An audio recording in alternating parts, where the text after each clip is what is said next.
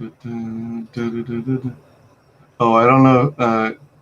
Do you know that I just had Rosetta Allen on my show? I did not know that, but How you do? yes, And indeed. knowing is half the battle. Yeah. Some days. G.I. Joe. There you go. Let me do. Joe. uh, let's do a little additional promo here. Boom. And then over here. Boom. And over here. Boom.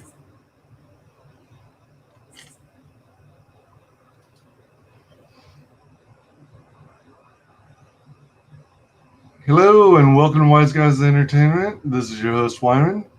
Thanks for coming today. We are joined by a very special guest, Doc Hog, creator of the Tilt franchise. Welcome, Doc Hog. How's it going? It's going well. How are you doing? Fantastic. Thank you for asking. Good. Good. So what are your thoughts on the original Tilt campaign? How did you do? Actually, I guess we would pull it up. If you like, sure. I did. I should know sort of where I'm at here, and I will in just a second. But we did well. I mean, I met my I met my initial fundraising goal. Yeah, we're at I'm $19 short of 4,500, but Whoa. no complaints at all. I mean, I met my original fundraising goal. Then I met the stretch goal, and for first time. No complaints. I certainly set the right fundraising goal in terms of, number one, in terms of making it, and number two, of sweating it out, because, boy, there were a lot of times when you're just like, God, when am I going to get the next backer? When am I going to get the next backer? And, when you have a smaller fundraising goal and you can just constantly look at it and see, I don't have that far to go. It's more like this instead of, like this. That was the other benefit of setting a $3,000 goal that I did. And so that was good. A couple of things that mistakes I made.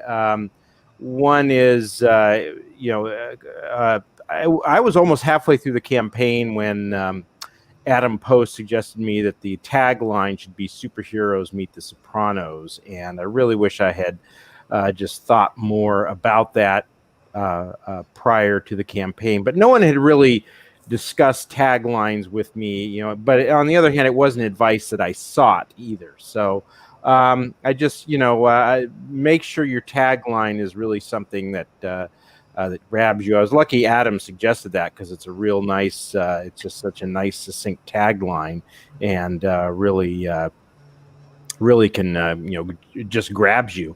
And then the other thing I would suggest is, spend some time, and it's kind of hard to figure it out, but try to figure out how much shipping is going to cost you. I factored in I tried to factor in about $4 to $5 on shipping domestically, which was good, because I don't think I ever spent that much on, I don't think I spent much more than $3.50 using media mail for anything domestic. Where I really screwed up was international shipping. I only charged $10 for that. And I don't know why I didn't think about it ahead of time, trying to figure out and it's kind of hard on the post office website. But I would just spend some time searching around for another website that perhaps can tell you better than the post office website. But my point being is that I needed to charge more for international shipping, because international shipping is going to cost you just for the standard package that you got is going to cost anywhere between $20 and $30, and it's usually going to be a little bit closer to the $30 level than it is the $20 level. I think the only time I hit like $20 is when I shipped to Canada, and that's at the lowest, that's the lowest possible that you can go for international shipping. So I would have actually, this time I'm going to charge $20 for international shipping, and see if that, because I think I'll do better with that. I'm actually taking a lot of the numbers from last time and I'm plugging them into this. I've been creating this kind of, I guess you might say, complex Excel file that I can punch in, how many backers I get, and then it'll break it down into how many people ordered both books and how many people ordered just one book and how many people ordered the add-ons, and then it'll give me a number, and and then it also, like, for example, I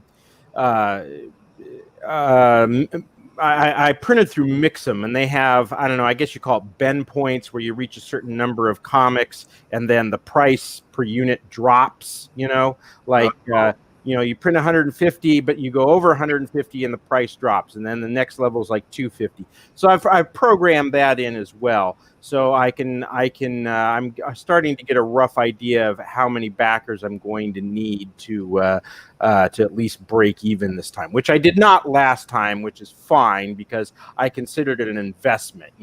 It's not, I'm not gonna make, I didn't expect to make, I figured I'd be very lucky if I made a profit the first time around. I didn't expect to. I figured it's investment this time, and maybe not even the second time I'll make a profit, but at some point down the road, I do want this thing to start making some good money.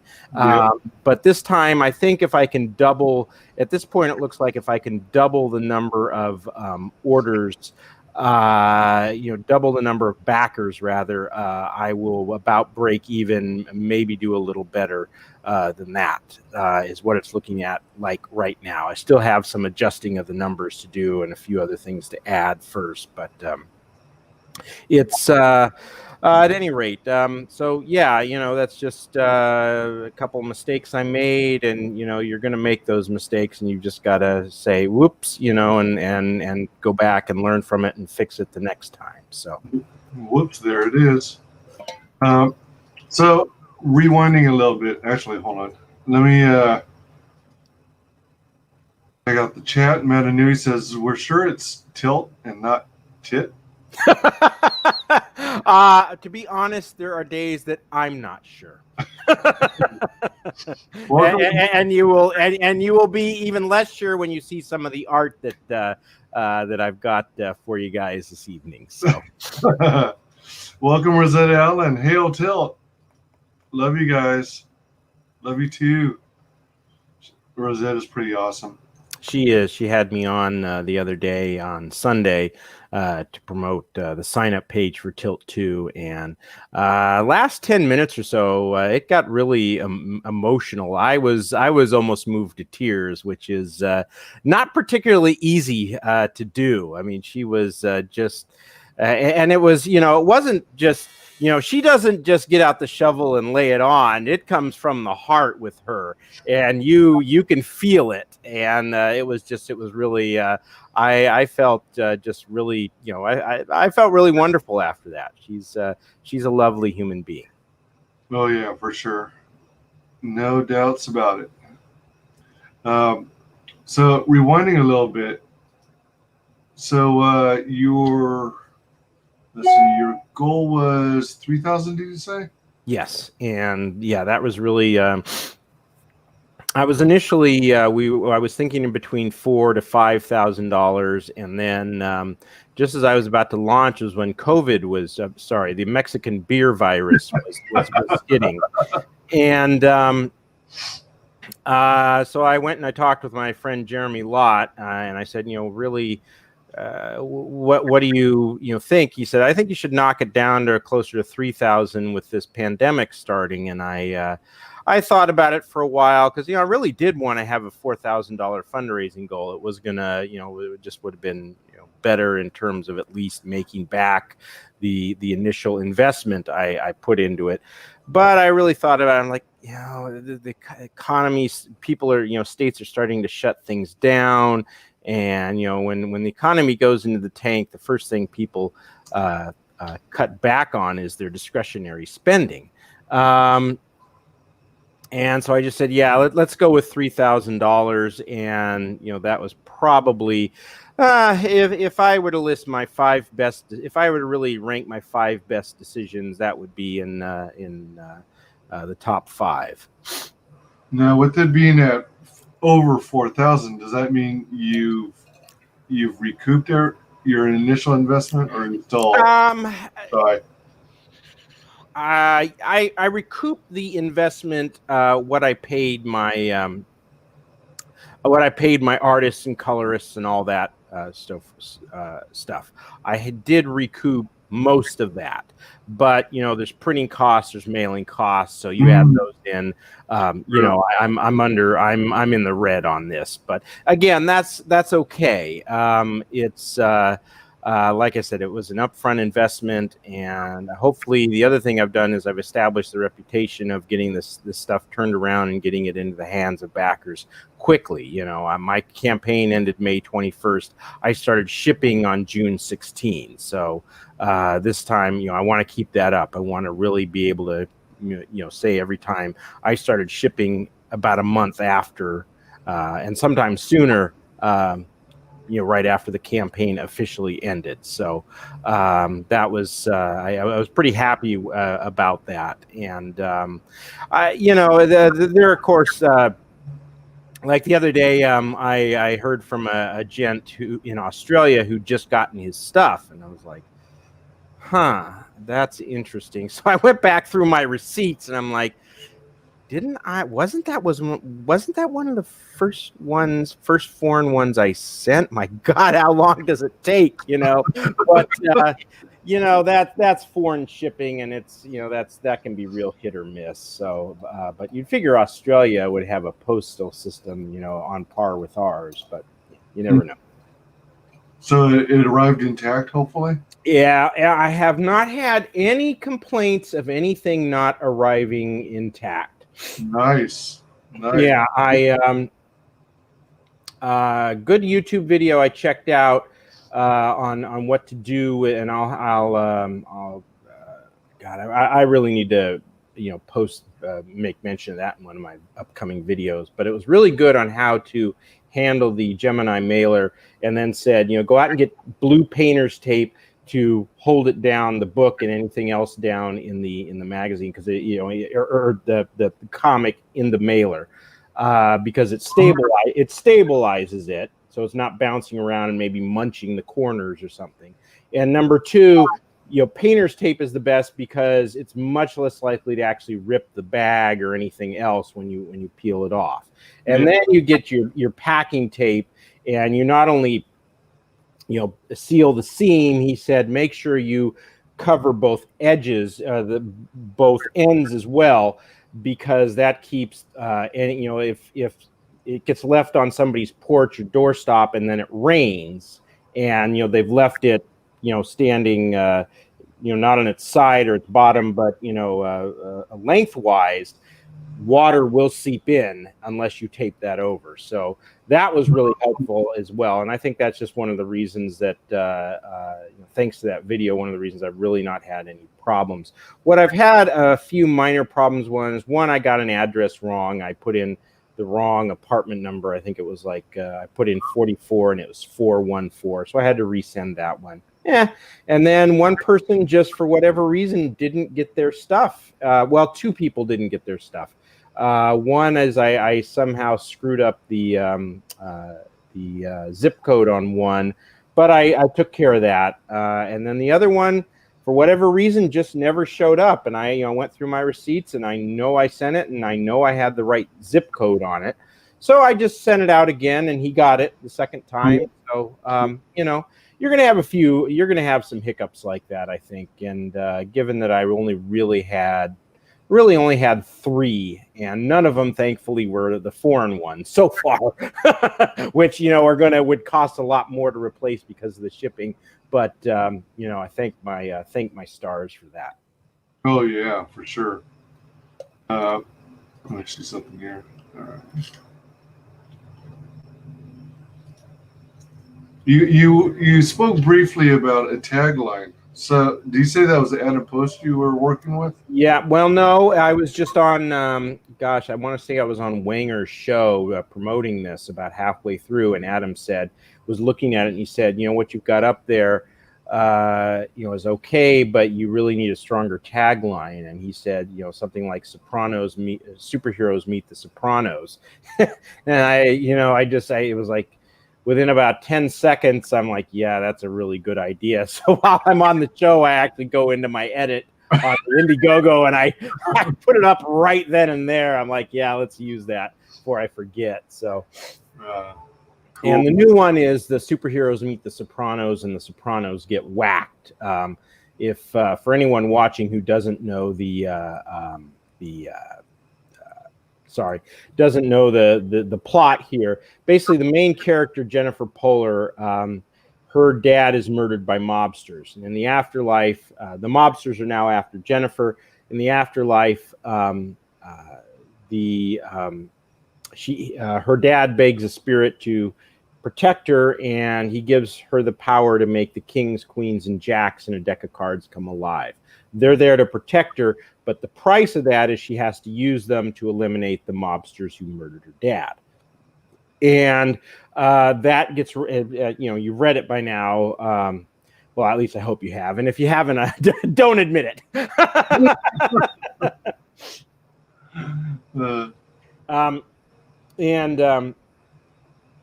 So she gets that ball. She's initially reluctant. She can't imagine doing it. And there's a scene in Tilt 1 where she in part 1 where she sees the head mobster Johnny Ricca. The charges against him for the murder have been dismissed for lack of evidence, and he's on screen just being all smug about it, on the TV screen being all smug about it, and saying, I'm not answering any more questions. I've got a birthday to celebrate in 2 weeks, and I'm going to plan, and I plan on celebrating. She sees that, and she's like, it triggers her, which used to be a good word to use, but I guess not so much anymore. But it does trigger her, and she decides, yeah, I'm going to do this, and so they get started. And she gets into it a little bit. This time around, she's going to, this is where most of the mobsters are going to really get it. She and the other, the queens really set them up very well. But toward the end, her weaknesses, her being somewhat impulsive, being somewhat reckless, come into play, and it's going to have some very, very serious repercussions for her at the end of the comic. I'm going to have I think a much better cliffhanger for issue 2 than I had in issue 1, and that'll lead into issue 3, which will wrap it up. But why don't I share my screen and here, and I can talk about some of the art and absolutely. Let's check it out.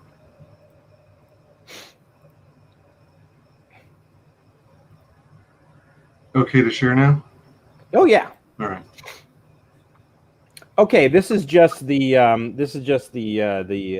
sign up page. Tilt Part 2. Superheroes meet the Sopranos, and the Sopranos get whacked.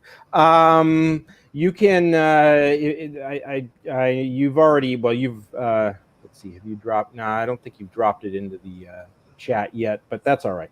If you can also get there, just go to Google, type in Tilt 2 and Indiegogo, and it should be one of the top 3 links. I have a second. I have a second blurb that covers Tilt 2.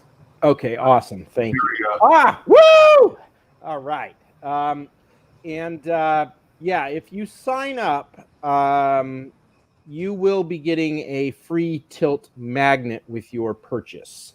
But that's only if you sign up. Not going to offer it to anybody who comes and does not comes later and signs up. I mean, they're still going to be a customer. I'm still going to treat them as well as my other customers. The only difference is they just, they will not be getting a tilt magnet. This is what was basically on the back of issue 1, the back cover, which is the cover to issue, the standard cover to issue 2. Here it is full size. And yeah, this is basically the mobster's sort of Johnny Ricca's birthday party here. And if you've ever seen the movie Under Siege with Steven Seagal, which is probably his best movie, and it's not bad, but not so much because of Steven Seagal, because they had such a great cast in that movie. But at any rate, the actress Erica Eleniak is in that movie. And there is a scene where she jumps out of a cake and is doing a striptease. And basically that scene inspired what goes on in part 2. And that's basically what you're seeing here. She is of note here. Jennifer is holding up the Ace of Spades, which is actually the spade symbolizes death. And so, as you can guess, there's going to be a fair amount of that in part 2. And is the spade representing death actually like a legit belief? Is it like historical, or is it? I don't exactly know the history of it, but I do know that the spade is believed to represent death. The heart represents something. The diamond, all 4 of them have some of the suits in a deck of cards have some significance. I don't know the history behind it. And this is what's going to be on the magnet. So if you sign up, you'll be getting this as a magnet. Is it going to be like one rectangular hole shape with a white background, or is it going to be? Let me see. You mean I don't honestly. I'm not 100% certain. I think it would either be rectangular or circular. The company I use, Sticker Mule, which is a very good company for this sort of thing, because they they are often giving discounts. They regularly give discounts on their prices, and they do magnets too. They do magnets too, and they print them out and they ship them to you pretty quick. I mean, you get things usually within 2 weeks of your order, and loading them up and ordering them online is very, very easy on their website. And their customer service is pretty good. So if you upload something and it doesn't work, they will tell you what you need to do to fix it. At least that was my initial experience. So Sticker Mule, yeah, they're a really, really good company. And my name is on the magnet, but with their stickers, like, well, you got the initial. Here's the oh crud! Did I just? Yeah, there we go. Sorry. Just turned off my monitor by accident. I was reaching for this for the sticker here. You got one of these stickers, and as you can see, it's very much in the shape of, well, it's basically just you've got a little white outline around the overall shape of the image here. Now, whether or not the magnet is going to do the same, I don't honestly know. But what I can tell you is this particular image will be that image will be on the magnet. The white outline is a good idea, but if I might offer a suggestion, if it's available, if they can do it, is do a vertical rectangular shape, but if possible, round off the corner so it resembles a card from a deck. I will see what I will see what I can do. That's not a bad idea. but the sticker mule, it's kind of everything's kind of standardized with them, and I think that's what Makes sense. keeps their costs down. And at this point, I really have to work to keep my costs down. So yeah, absolutely. Yeah, do whatever works for your campaign. sure. But no, that is a good idea, and I will have to make a mental note of that. Okay, let's. One of the other perks that you're going to have this time again is a deck of cards. This was the deck last time. Real quick here. This was what was on the back of the deck of cards, and everything else was. Hang on here. Was going to just had the standard. There it is, and everything else just you kind of had the standard King of Diamonds or whatever, the Deuce of Clubs or whatever else. This time round, bring that back up, if you don't mind. The image I just showed. There we go. Yeah, this time I'm going to be having custom-made images for the kings, queens, and jacks. So instead of seeing, your standard King of Diamonds, there will actually be a King of Diamonds that looks similar to what you actually get in the comic book. This time in the deck of cards. So it'll have its standard tilt back, and it'll be something based on the front cover, or something on the back of the cards will have something from probably the front cover, or at least something related to issue 2. But the kings, queens, and jacks, the bottom sides of those will have a custom figure, a custom image. Lenore, my colorist Lenore King she's doing the queens. This is the Queen of Hearts.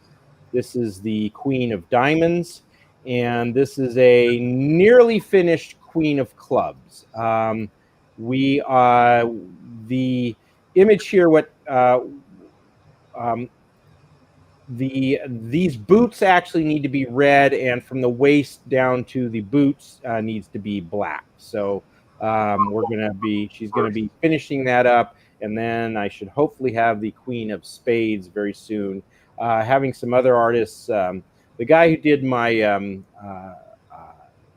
variant cover last time, he will be doing the jacks, and I've got another guy lined up to do the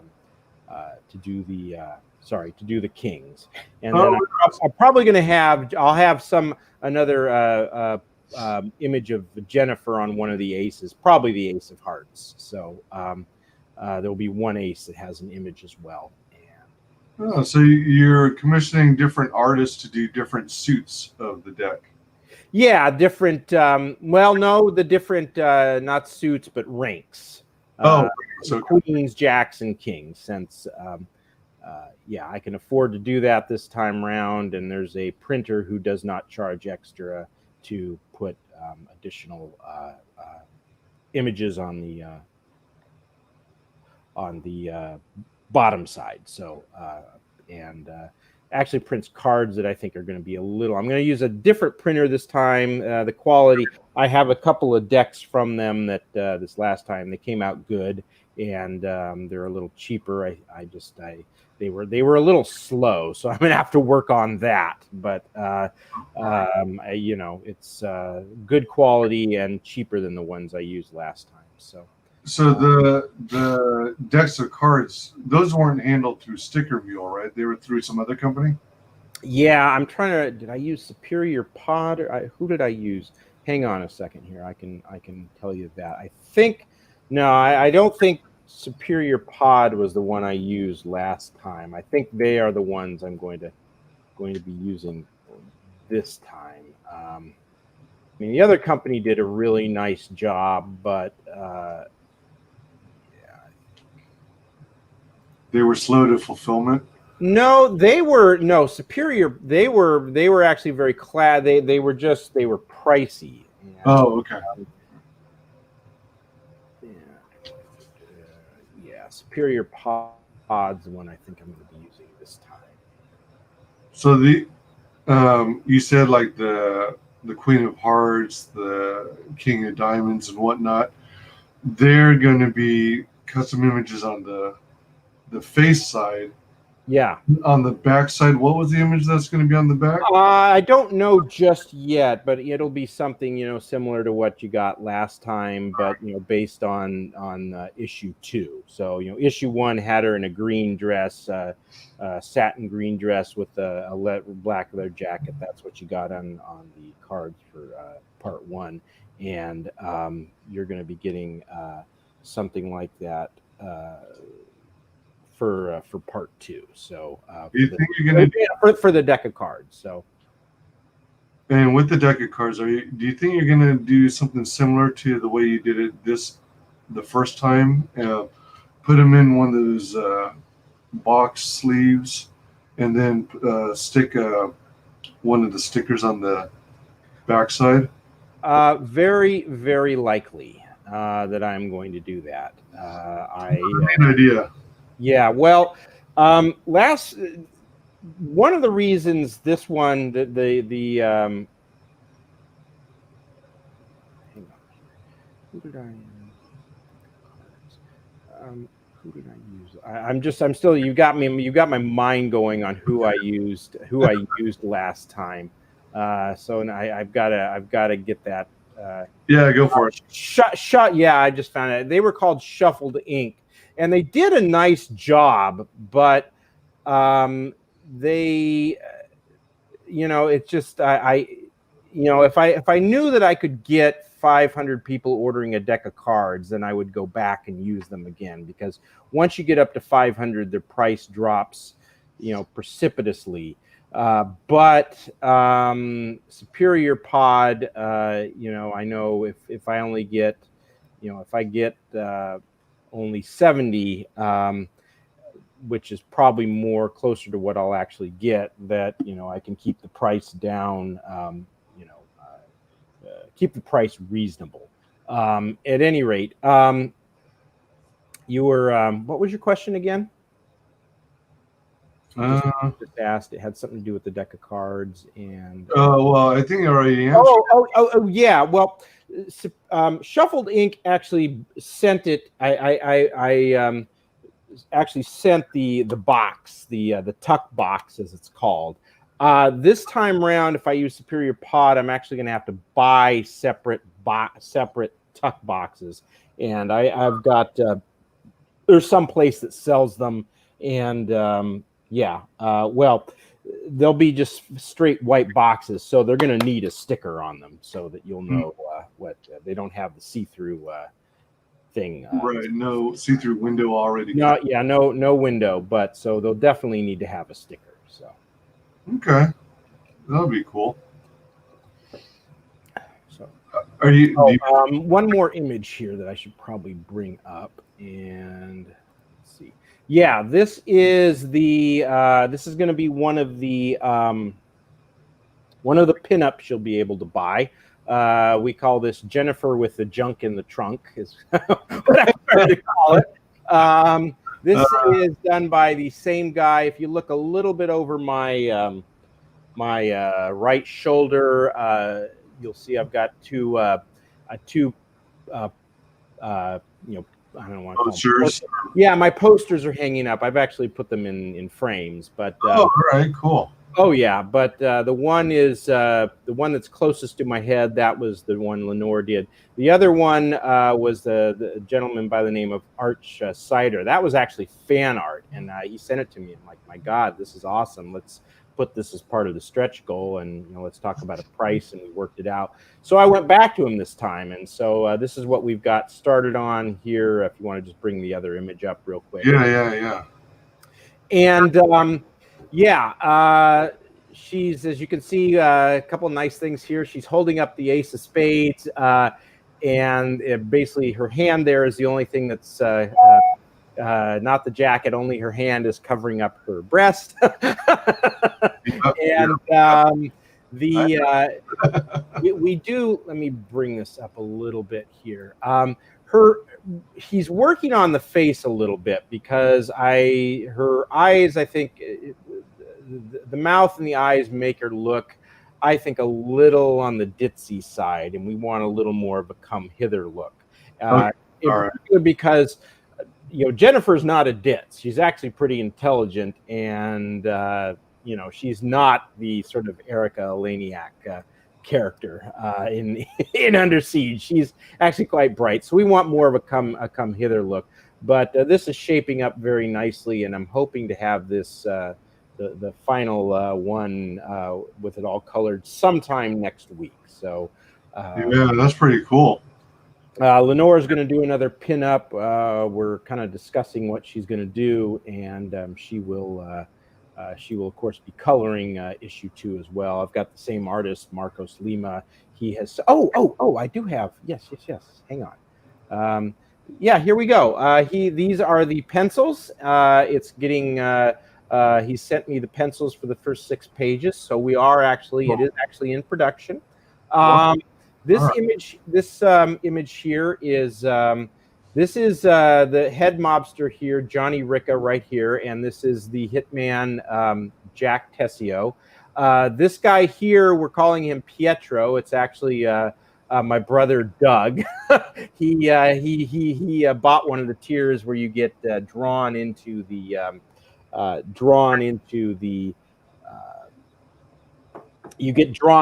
comic. All right. Right.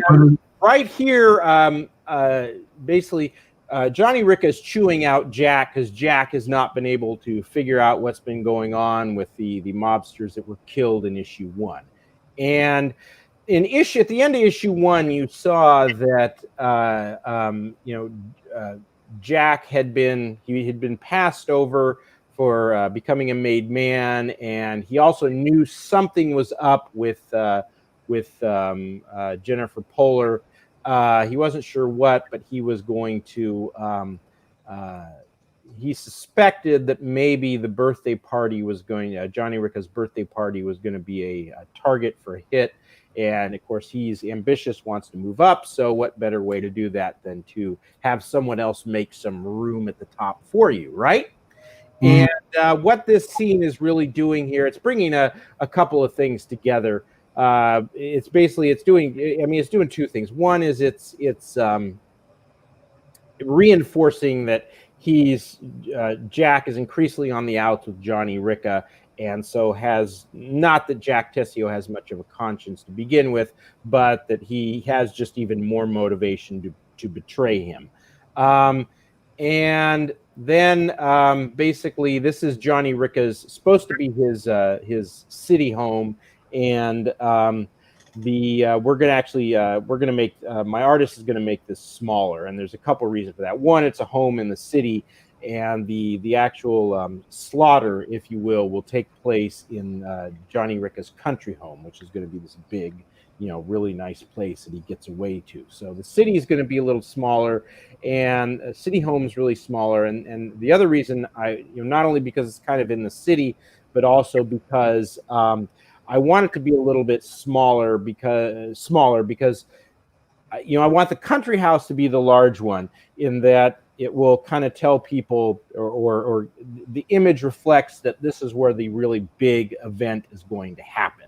So, big event, big house, have those combined. And basically, a couple. For some reason, Pietro ended up in the back and Jack ended up in the front. Pietro is going to be in the front, Jack in the back. What this panel reflects is that Jack is ready to become the man, or wants to become the man in charge. You may recall from issue 1 that there was a scene where Jack was in the passenger seat. His brother Marco was driving. Marco's driving again here, and Johnny Ricca was in the back seat. Well, what I want this to reflect is that that Jack is ready to sit in the back seat and be the head guy. So that's basically what this page is going to show you.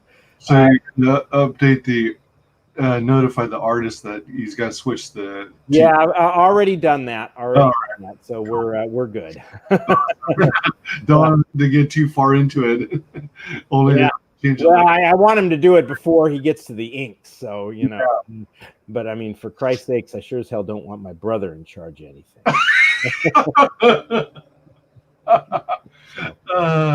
So at any rate, this here is actually page 2, where she is, getting the mobsters kind of in a very excited, but their guard kind of their guard is in an excited mood, but their guard is let down. Right. And here she is taking off the hat, revealing that she is a redhead. She was wearing a blonde wig coming in, and in the back, you're going to have Johnny Ricca. Well, he's actually right here. Is going to be, wait a minute, isn't that, and he starts to recognize her. And then, right after she takes off the hat, she has a bunch of the cards hidden in there, and she's going to throw them out, and they start coming. And this is a scene where they're going, holy crap. And this guy right here is one of the guys who also picked a tier where he gets drawn into the comic. And after page 2, we'll do a little bit of a backtrack. So page 3 will say like 5 days earlier, and then from there the rest of the story will just progress. We'll progress forward. So there'll be one small jump back, but nothing. Nothing. I'm not gonna. I'm not going to bounce the timeline around a lot, which you see in some, I think, a few too many mainstream comics, where if it doesn't confuse you, at the very least, every time you do that, the reader's like, oh, okay. And you kind of knock the reader out of, make him realize that he's actually reading. So, yeah. And then segueing just temporarily to your tagline this time around, it's superheroes meets The Sopranos, and The Sopranos get whacked. Yep. So that's not a spoiler alert, is it? I mean, inevitably you want the bad guys to lose, but is she going to knock them all out by the end of the second issue? Leaving? Well, not exactly. See, that's like I said, she's going to get rid of most of them.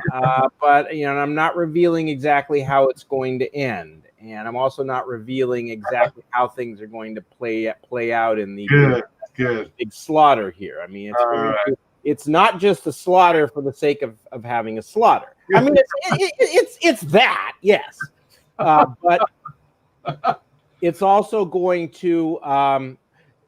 The way it develops is, there's going to be, there are going to be some scenes that are pretty dramatic toward the end of the slaughter, and you'll see that Jennifer is still kind of, she's kind of dealing with the adrenaline rush of it. And it leads to some recklessness at the end of it, which again is going to have some repercussions. And so, yeah, it will. As long as they don't cut the black mid-set. Yeah, well, no. So, and the other thing is that during the slaughter, she will not entirely follow the directions of basically what what the queens tell her to do. She messes up a little bit. Again, it's part of a little bit of her recklessness, and that will have some consequences as well. So so there's going to be a couple of consequences coming together toward the end, and it'll set up, I think, issue 3 pretty well. So, but, sweet. No, it's not really. It's not. I mean, it may seem like a spoiler, but not really. I mean, I'm not giving away the ending or what happens at the end, and I'm not giving away too many details of the actual slaughter, shall we say? So. Right. That's pretty sweet. It's looking good. Rewinding again, are you considered fully? Have you completed all fulfillment for Tilt 1? as far as I know, I sent out an email a couple, maybe about 2 weeks ago now, asking, everyone, have you gotten your stuff? And if you haven't gotten it, please get back to me. And that's when one of the guys who, was that, did I get two or no? I got, yeah, that's when one of the guys said, no, I haven't gotten it yet. And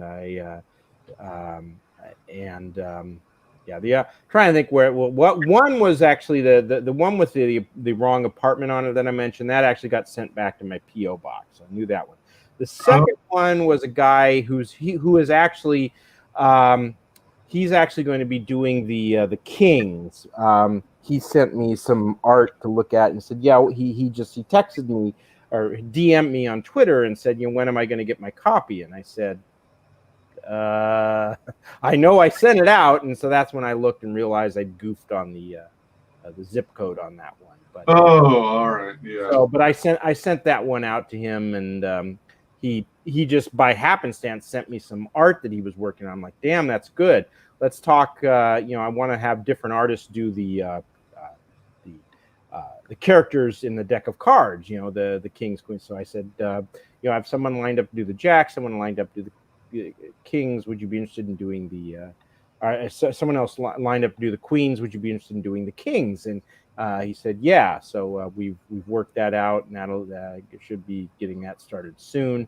And and then the other one came from the email I sent out. Now, of course, sometimes those emails end up in people's do not end up in the main part of the inbox. They end up in the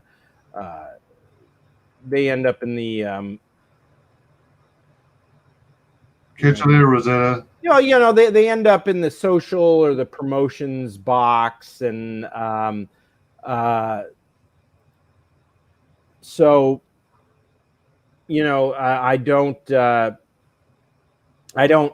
100% know that everybody's gotten their copy, but I am going to send out another email soon, just to let everyone know, if you haven't gotten your copy, please do. Please let me know. So, and then, well, I should also say that there were two. One of the tiers I goofed on, and I didn't. There was a button there that says this needs shipping, and I didn't. I didn't put in the. I clicked the wrong button, so people, when they bought it, they didn't have to enter their address. And I contacted everyone, and I got responses for all but two. And I've been trying to reach them, and they just, I don't know what's going on, what the deal is. I may actually try to reach them via a different email address, see if that'll pop up in their inbox, because I'd like to get those fulfilled still. Oh yeah, for sure. But I just so those are two that are remaining, and if I don't have addresses for them and they don't respond to the emails, I'm not sure what else to do. So yeah, other than that, everything has been fulfilled. Nice. Rosetta Allen says, back boys, sorry dinner. Sign up today. Doc is amazing, and Tilt 1 was really good. Thanks, Rosetta. Appreciate it. Just got back tired. Welcome back. Thanks for hanging. Yeah, that's looking really good. And now people are getting familiar with your name, your IP. They've seen you on streams. Mm-hmm. And now you have a reputation for having completed a campaign successfully. Yeah. And I have been told that there are a lot of customers out there who wait to see if your first campaign gets fulfilled, because they have been burned just enough times, and honestly, I don't think it happens that often. I mean, I know I've got maybe one or two old campaigns in my Indiegogo box, not that old, that have not been fulfilled. I'm sure there's one or two in there. That doesn't mean they won't be. Right. But, you know, there have been just enough instances of that, of getting burned, and then there's the occasional instance of, you know, someone doesn't get it to backers before, you know, they make an agreement and actually get it into a big box store, shall we say. Oh, I think I know what you're thinking about. Yeah. So I, you know, and something like that gets out, and so I think, you know, I'm at least that's what I'm hoping. I'm hoping that that is indeed the case. That there's a lot of customers um, who, you know, are worried about getting burned, so they don't back you the first time, but once they see you do fulfill, they Right. come back, and of course I will have the option of purchasing one of the purchasing issue 1 in. With issue, you know, when I get the campaign for issue 2 up. And just for anyone watching, I am shooting for late September to get the campaign for uh, issue 2 going. That might be a little bit optimistic, but I think it's doable. So we'll see. Okay. All right. Rosetta says incredibly fast shipping and very good customer service and very nice guy. Thanks. Yeah, you were definitely referring to Red Rooster. Yep. Yeah, I was. I just, you know, You- you- why didn't you just get it to your backers or at the same time, you know? yeah, I don't get the reasoning, but I mean, I understand. I kind of understand some of both sides. I mean, if you already are on the road to making a deal with the big box store, that's going to be huge if they want your product, and you more or less are given into whatever their deadlines are. Yeah, I can understand that. And my understanding was that what ended up in the big box store was fewer pages than what was promised to the backers, that the backers were going to get something closer to a graphic novel. Okay, I get it. I get it, you know. But still, if that were to happen, you know, I mean, I'd just be. If it was me, I just can't imagine not busting my ass to make sure, at the very least, that the backers would be getting it right about the same time that it got put into Walmart, because, you know, the backers were basically the ones who were taking the initial risk. They took it before Walmart took it. Exactly. And, you know, I think because of that, they deserve to get it at the very least at the same time. And Exactly. you know, I mean, you're going to lose a lot of potential customers if, assuming you want to go back to Indiegogo a second. Maybe he doesn't. Who knows? But Right. So Yeah. I think I think with the Walmart deal, they also went with newsprint maybe instead of the higher quality paper of a graphic novel. But yeah, I mean, I literally think they made a mistake by not fulfilling their campaign.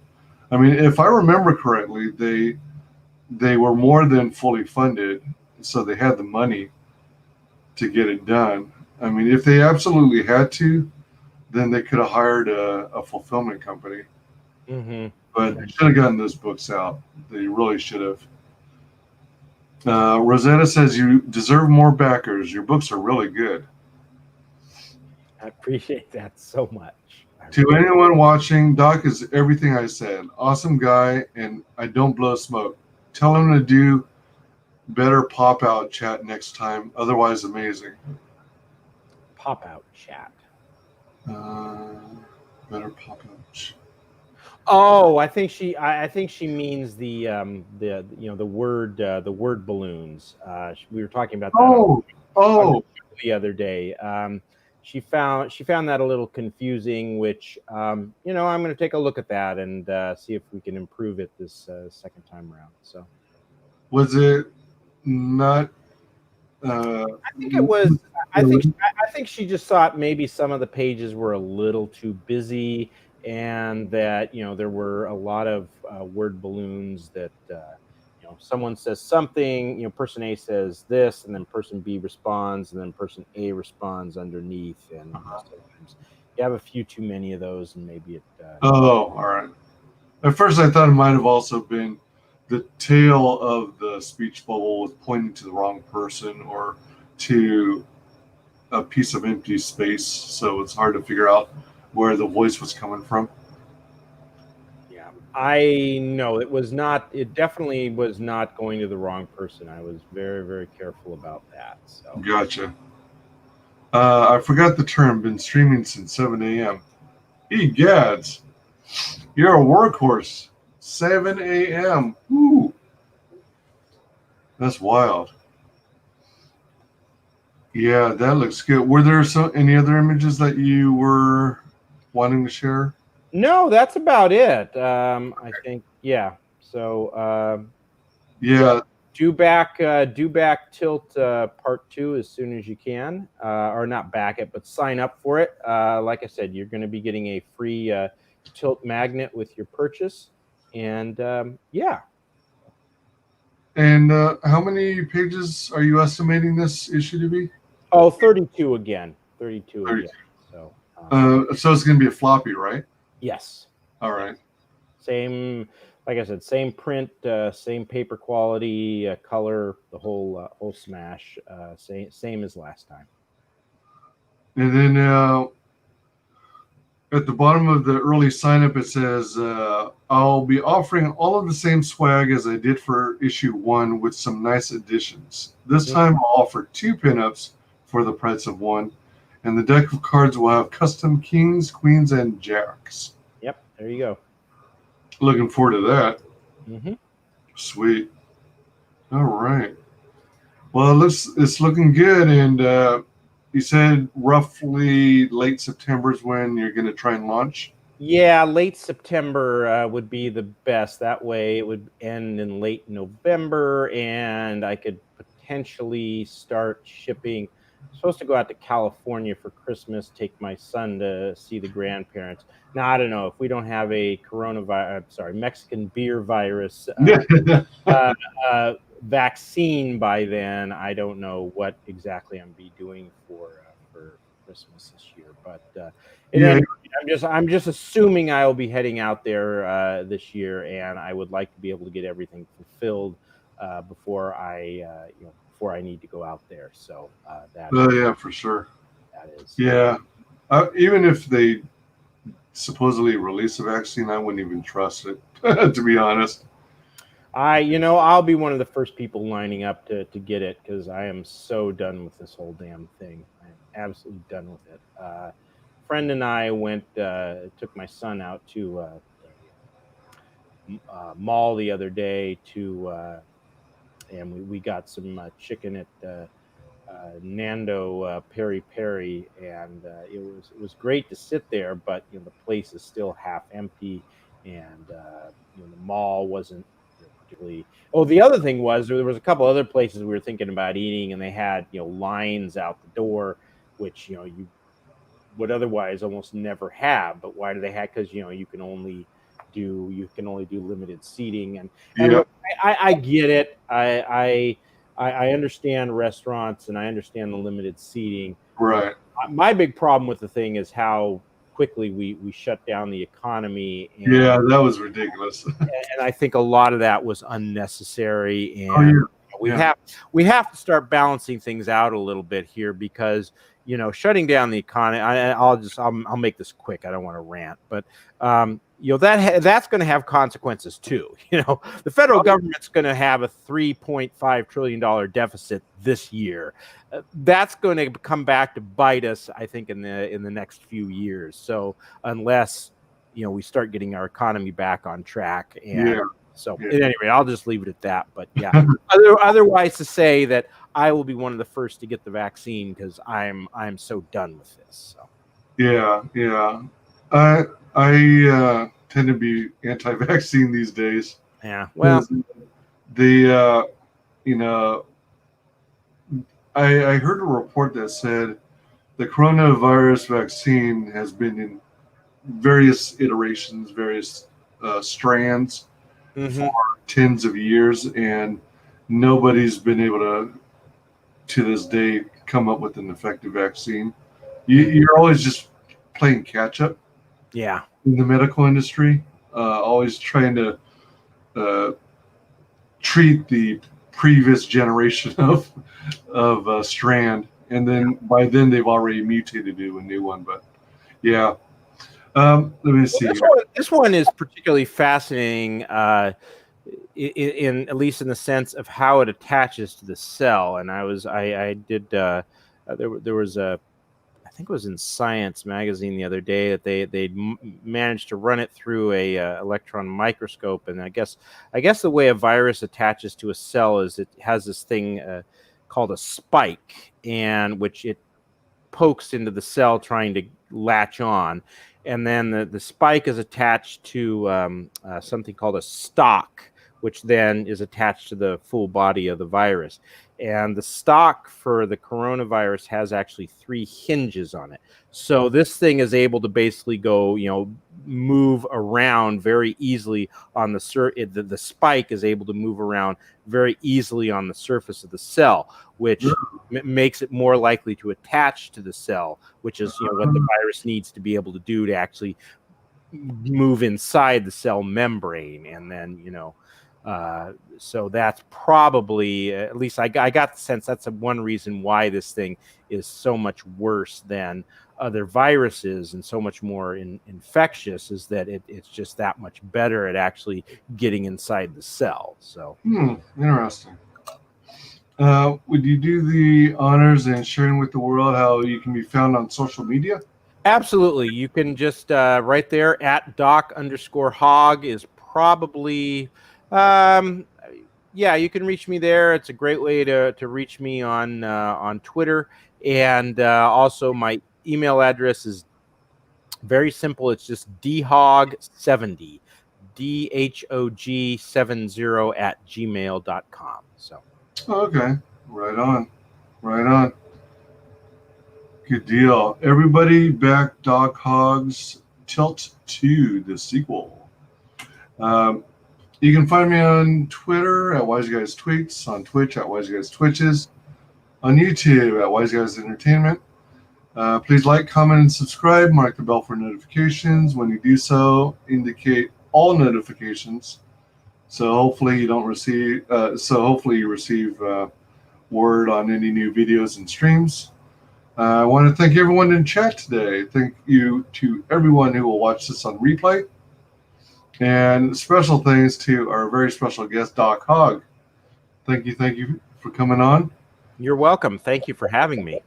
Oh, absolutely. Anytime. We are going to end the broadcast in